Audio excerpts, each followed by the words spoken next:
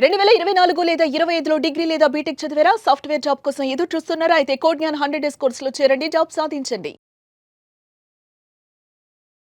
నమస్కారం, welcome to Suman TV. నేను మీ anchor Shri. Software ఉద్యోగులందరికీ ఇది ఒక మంచి రిలీఫ్ ఇచ్చే ఒక న్యూస్ అని చెప్పొచ్చు.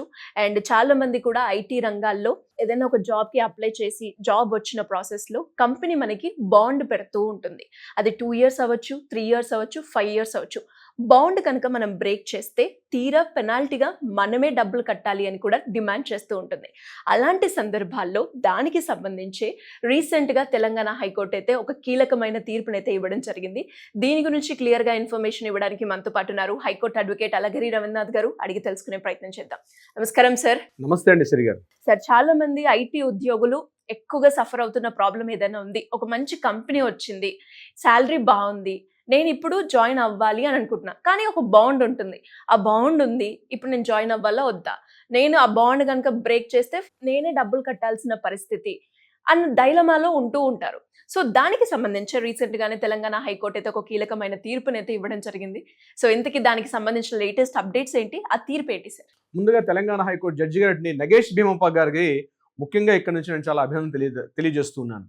ఆయన ఇచ్చినటువంటి ఒక సంచలనాత్మకమైన తీర్పు, సంచలనం అనే చెప్పొచ్చు. లక్షలాది వ్యక్తులు ఈరోజు సాఫ్ట్వేర్ కంపెనీలో, రకరకాల సాఫ్ట్వేర్ కంపెనీలో రకరకాల ప్యాకేజీల్లో వర్క్ చేస్తూ ఉంటారు. అయితే జాబ్ రావడం ఒక పార్ట్, జాబ్ వచ్చిన తర్వాత వాళ్ళు పెట్టినటువంటి రూల్స్ అండ్ రెగ్యులేషన్స్కి బౌండ్ అవ్వాలి. మనం అక్కడ ఏ రకంగా వాళ్ళు ఏం చేస్తారంటే ఎంప్లాయీ బాండ్ అని ఉంటుంది. మీరు ఇన్ని సంవత్సరాల పాటు మా దగ్గరే వర్క్ చేయాలి, దట్ ఇస్ ద రిస్ట్రిక్షన్.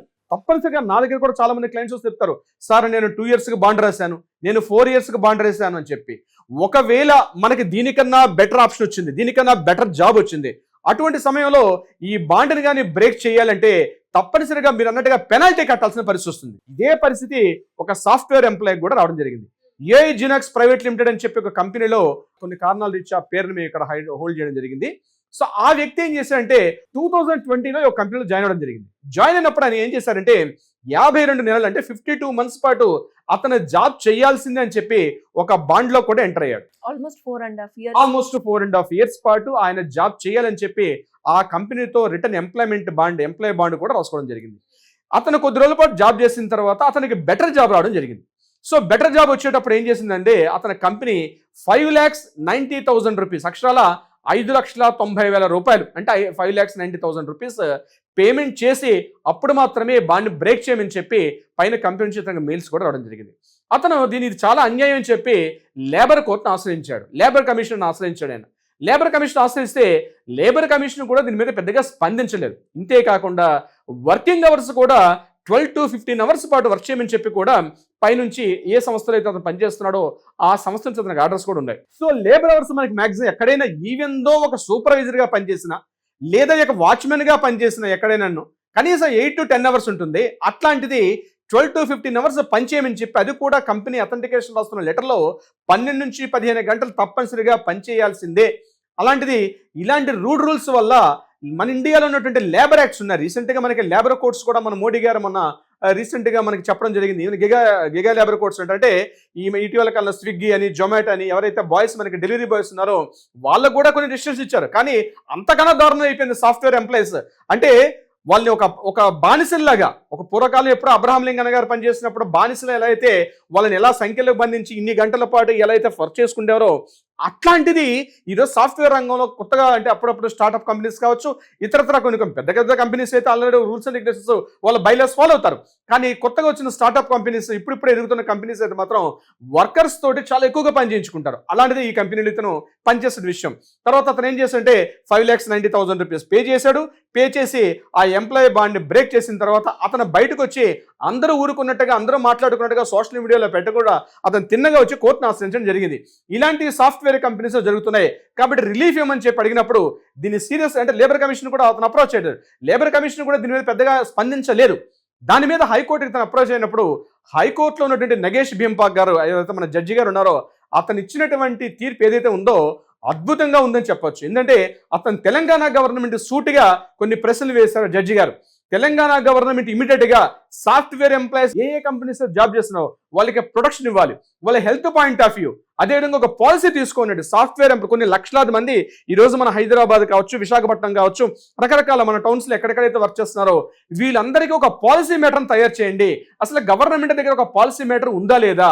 ఈ రోజు 24/7 వర్క్ చేస్తారు, అంటే even though day and night కూడా వర్క్ చేస్తారు. అటువంటి వాళ్ళకి వాళ్ళ హెల్త్ కావచ్చు, అదేవిధంగా వాళ్ళకి సేఫ్టీ అండ్ సెక్యూరిటీ మెజర్స్ ఏమున్నాయి గవర్నమెంట్ దగ్గర, అవన్నీ కూడా ప్రికాషన్ తీసుకోండి.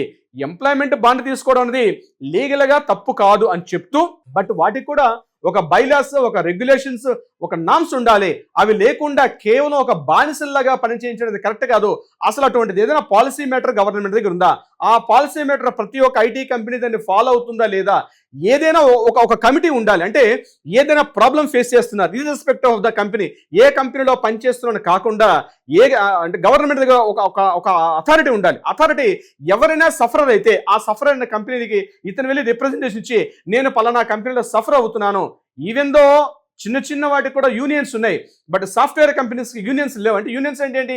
ఏదైనా ప్రాబ్లం వస్తే వెళ్ళి ఆ కమిటీ ముందు పెట్టి ఆ కమిటీ ద్వారా తమకున్న ప్రాబ్లమ్స్ సాల్వ్ చేసుకోవడం ఉంది మనకి ఆల్మోస్ట్ రాజ్యాంగం వచ్చినప్పటి నుంచి కూడా ఉంది. కానీ సాఫ్ట్వేర్ ఎంప్లాయీస్ విషయానికి వచ్చినట్లయితే అక్కడ తన బాధితుడిగానే మిగిలిపోతున్నాడు. కంపెనీ ఒక మోనర్గా పనిచేస్తుంది. టైమింగ్ లిమిట్స్ కావచ్చు, శాలరీ పాయింట్స్ ఆఫ్ వ్యూ కావచ్చు, లేదా ఇటువంటి ఎంప్లాయ్మెంట్ బాండ్స్ కానీ వీటిని బ్రేక్ చేయడంలో కానీ వీటిని మరలా పెనాల్టీ చెల్లించుకోవడంలో ఇది లీగల్గా కరెక్టా కాదా? లేబర్ డిపార్ట్మెంట్ అనేది కేవలం నిశ్చేజంగా ఉండిపోయింది. లేబర్ డిపార్ట్మెంట్ ఏది కూడా గైడెన్స్ అనేది ప్రాపర్గా ఇవ్వలేకపోతుంది. అట్లీస్ట్ గవర్నమెంట్ అయినా కాస్త ఇనిషియేట్ తీసుకొని, ఎందుకంటే ఇంత సెగ్మెంట్లో ఇంత సెక్టర్లో లక్షలాది మంది ఎంప్లాయీస్ పనిచేస్తున్నప్పుడు ఒక అథారిటీని ఏర్పాటు చేసి ఆ అథారిటీ ద్వారా ఏదైనా ప్రాబ్లమ్స్ వస్తే వీళ్ళు కంప్లైంట్ చేసుకొని ఆ యొక్క గ్రీవియన్స్ నుంచి గవర్నమెంట్ కూడా సాల్వ్ చేసుకునే విధంగా ఉండాలని చెప్పి తెలంగాణ గవర్నమెంట్ కూడా తొందరగానే with in couple of months లో అసలు గవర్నమెంట్ దీని మీద ఏముందో రిపోర్ట్ ఇవ్వమని చెప్పి గవర్నమెంట్ కి గైడ్లైన్స్ ఇచ్చారు. అట్ ద సేమ్ టైం ఇతను ఏదైతే ప్రాబ్లం అవుతున్నారో లేబర్ డిపార్ట్మెంట్ కొన్ని గైడ్లైన్స్ ఇచ్చి ఈ ప్రాబ్లమ్ ని సాల్వ్ చేయడం జరిగింది. అంటే ఒక వ్యక్తి ఎక్కడో ఒక మొదలు పెడితేనే ప్రాబ్లం సాల్వ్ అవ్వంటే నాకెందుకులే, నేనేం చేస్తాను, నాతో సాధ్యపడదని, నాకెందుకులే అని ఊరుకోవడం కాదు. ఎక్కడో ఒక మార్పు మొదలవ్వాలంటే ఏదో ఒక వ్యక్తి ద్వారా మార్పు మొదలవుతుంది. ఆ మార్పు రాబోయే తరాలకి, రాబోయే జనరేషన్స్కి, రాబోయే అనేక మంది ఉద్యోగస్తులకి ఒక మార్గనిర్దేశంగా మిగిలే అవకాశం ఉంటుంది. ఈ రోజు నగేష్ బింపా గారు ఇచ్చినటువంటి ఏదైతే జడ్జిమెంట్ ఉందో తప్పనిసరిగా నేను అనుకుంటున్నాను సిరి గారు, రాబోయే మరొక 10 years లో 5 years లో ముఖ్యంగా ఈ సాఫ్ట్వేర్ ఇండస్ట్రీలో ఏదైతే స్టక్ అయిపోయినాయో అంటే బైలాస్ కావచ్చు, నామ్స్ కావచ్చు, ఒక రిలీఫ్ దొరికే అవకాశం ఉంది. డెఫినెట్ గా ఒక మార్పుకైతే నాంది పలుకుతుంది సిరి గారు. మరి ఇంకా ఎవరైనా కూడా ఇలాంటి రిలేటెడ్ గా ఇష్యూస్ ఎవరైనా ఫేస్ చేస్తూ ఉంటే వాళ్ళకి సంబంధించి మిమ్మల్ని అప్రోచ్ అవ్వాలి అనుకుంటే ఏ విధంగా ఉంటుంది సార్? ప్రతి ఎంప్లాయీ ఇది సాఫ్ట్వేర్ కావచ్చు, ప్రైవేట్ డిపార్ట్మెంట్ కావచ్చు, గవర్నమెంట్ సెగ్మెంట్ లో కావచ్చు, మీరు కానీ మీ ఉద్యోగస్తులు మీ కంపెనీ ద్వారా మీరు సఫర్ అవుతుంటే లీగల్ రైట్స్ తెలుసుకోవడం ఒక బాధ్యత, ఒక సామాజిక బాధ్యత. మీరు కానీ సఫర్ అయితే కింద స్క్రోల్ అవుతుంటే మనని కాంటాక్ట్ చేయండి. తప్పనిసరిగా సలహా సంప్రదింపులకి లీగల్ టీం మీకు ఎప్పుడు అందుబాటులో ఉంటారు. అది కాకుండా కోర్టులో ఏదైనా వివాదాలు ఉంటే తప్పనిసరిగా వాటికి పరిష్కారం దిశగా కూడా ప్రయత్నం చేస్తారు మన లీగల్ టీం. శ్రీ గారు, thank you sir, thank you so much. Thank you so much అండి శ్రీ గారు.